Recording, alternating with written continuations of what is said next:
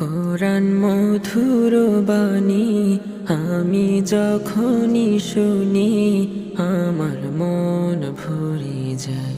শোনো মুমিন মুসলমান, পড়ে দেখো না কোরআন, কত শান্তি পাওয়া যায়। কোরআন মধুর বাণী আমি যখনই শুনি আমার মন ভরে যায়। শোনো মুমিন মুসলমান, পড়ে দেখো না কোরআন, কত শান্তি পাওয়া যায়। কোরআন মধুর বাণী